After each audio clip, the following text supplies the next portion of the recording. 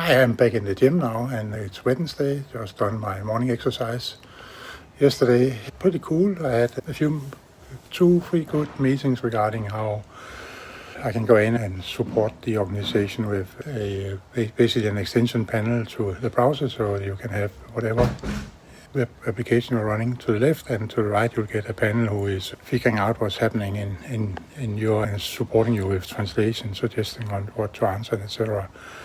That is cool, and I'll continue doing that. And today I will be having a session with an external vendor extracting data from our SharePoint for the purpose of populating a database of AR-related knowledge in Italy, and continue working with Emil on AI for the customer support function.